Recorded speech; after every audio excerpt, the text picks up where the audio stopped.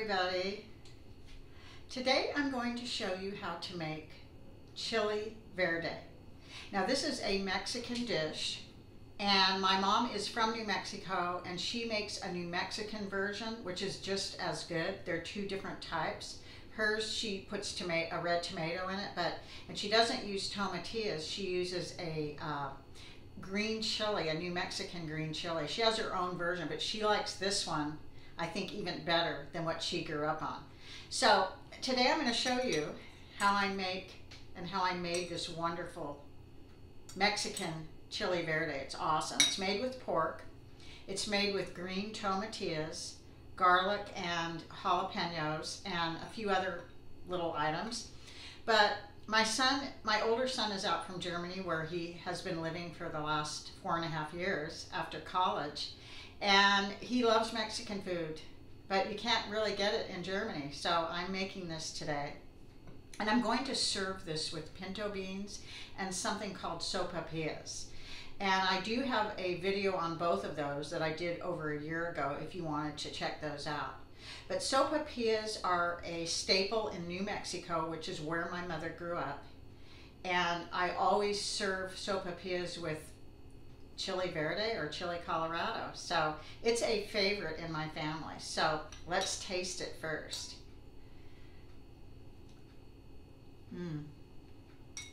Really good. Now, you eat this with a fork, and you can use your soapapillas to kind of clean up the sauce. It's really good. So if you have had chili verde, this is a recipe showing you exactly how to make it step by step. And if you haven't had it before and you like Mexican food, I think you really love this. So I'm going to show you every detail how to make it.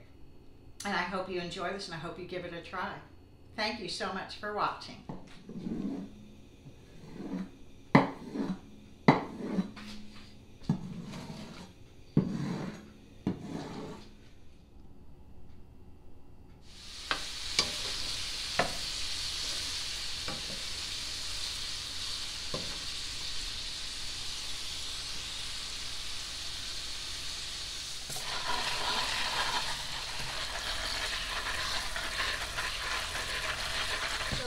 Your tomatillas may come in a little netted bag, or they might be loose in the store.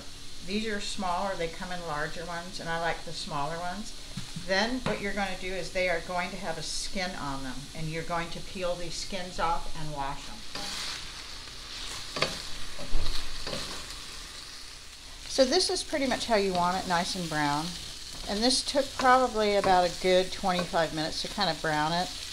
But this is going to cook in the sauce as well. Okay, I'm going to demonstrate how to peel these skins off. It's real simple. You just grab the end of it here on the tip, and it peels right off like that.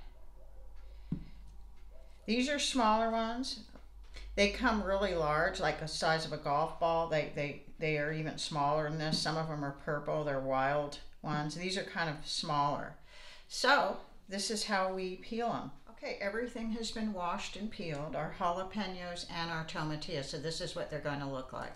So the next step is I'm going to get a pan, a cookie sheet or whatever you have, and I'm going to empty all these on here, and I'm going to separate everything. What you want to do is you can either broil these or put them on real high, or you can actually roast them on the stove or boil them.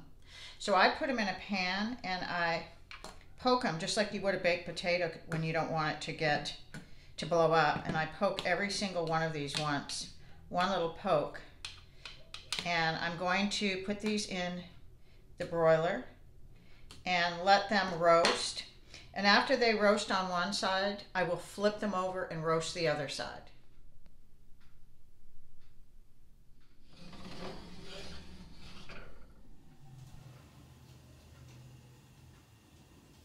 Okay, everyone's oven is different. So I decided instead of putting them on my bottom broiler, because my broiler's on the bottom, I put it on the top rack at 500 degrees. It works out better. So now what you're going to do after they roasted, you're going to flip them over, everything. See how soft they are? That's how you want them. So these ones I don't need to flip over. I'm going to take them out because they're small. They're much smaller than larger tomatillos, but you do want these roasted. These are going to have to, even though they're soft, I want them roasted more. Okay, I removed all the tomatillos, and as you can see, there's parts of the jalapenos that aren't totally roasted. So what we're going to do is put them back in probably for about 5 minutes, and then after they cool, we'll peel the skins off. So these are what the tomatillos look like after they're roasted. There's a lot of liquid in them. And now, as soon as I get the jalapenos peeled, we'll put these in the blender with garlic and a little bit of the juice that we cooked the pork in, and salt. Put parchment paper on this pan. I didn't. This won't be too bad. I'll just soak it and it'll come off. But now I'm going to peel the skins off and show you how easy it is to peel these jalapeno skins. It's very, very easy. And it's good, I guess, when it's hot. See how easy those skins come off? So that's what we're going to do right now. Peel the skins off these 3 jalapenos. Okay, so here's everything you're going to need. Now the salt will be to taste. And this is probably about a teaspoon. And I'm not going to add any more. And then as far as these jalapenos go, you can just take the stems off. And there will be seeds in them like this. Now, these are hot. And you can take all the seeds out or you can take some of them out. It depends on who in your family likes hot and who doesn't. So I'm going to take most of them out and I'm going to keep a little of them in. So here's some garlic. I'm going to take probably about a teaspoon of minced garlic. You can use fresh garlic, and probably 2 cloves. This is a pound of tomatillos, and the meat that I have of pork is 2 pounds. So I started using this minced garlic because my son is in a club and that's what they use. So I tried it out and I'm kind of hooked on it. But so anyway, what I'm going to do is, normally I have a little pork broth from cooking the pork, and today I don't. I guess it was leaner than I expected. So I'm going to put my jalapenos and some seeds in, and you can use this in a blender. I'm using this. Okay, everything's in the food processor. Now we're going to pour in some water. I'm using spring water. You could use chicken broth, and normally I have more broth from cooking the pork. Like if I use a pork roast, if I'm serving more people, I have more broth from that because there's more fat on the pork roast. So now I'm going to put the lid on, and I'm going to put this on low. Okay, you want to taste it to see if it has enough salt. Now, this is kind of a chunkiness here. You can blend it more so it's not as chunky. I will probably blend it a little more because it's quite chunky. So right now I'm going to taste it.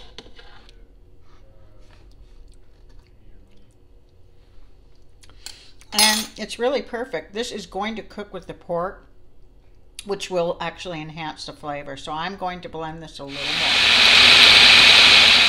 So here is my chili verde sauce, and all those seeds are from the tomatillos. They have seeds. I did keep all the seeds from the larger jalapeno because both of my sons like spicy. And it really isn't that spicy. I tasted it. So now I'm going to pour this in my pan where the meat is. And I'm turning up the heat on this, and I'm going to cook this all together. And so all this pork meat that's already been cooked is going to simmer with the sauce, and it's going to give the chili verde sauce a lot more flavor. So I'm going to cook this. I'm going to bring it up to a boil first, and then I'm going to cook it on kind of a simmer for probably a good hour, maybe more.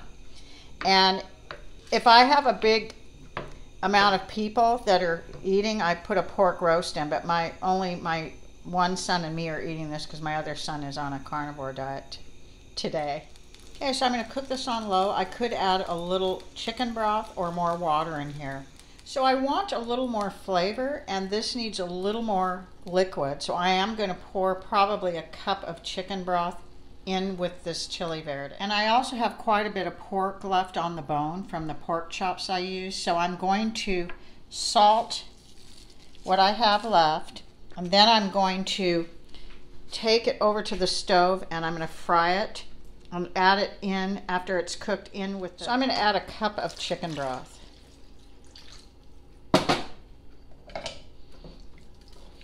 And this will thicken up as it cooks. It thickens quite a bit. So I put a little grease in the pan. And now I'm going to cook the bones with meat on it from the pork chop so that I can add more flavor to it. Now, if I'm cooking a pork roast, it is going to have a lot more liquid in it when I take it out of the oven because it's got a lot more fat on it. This has fat on the bones, and I want to cook this and add it to my chopped up meat that I did with the sauce because it is going to add a lot more flavor.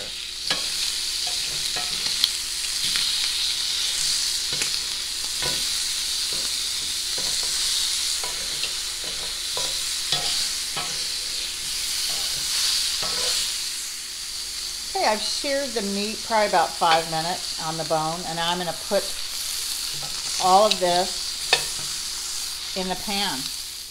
Okay, now it's all like swimming in the sauce, and it will absorb more, and so later on you might want to add more liquid, which I did open up a chicken broth container, so I will probably add chicken broth. Now, when I use a whole pork roast, I bake it in the oven. I cook the whole pork roast in the oven about 325 degrees until it's done. And there's a lot more broth that I use to flavor it. But when I used pork chops, this is how I do it, and it turns out wonderful.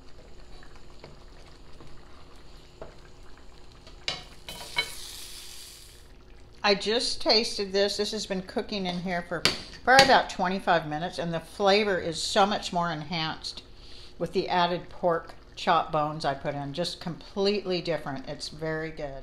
Okay, this is the consistency of the sauce that you want.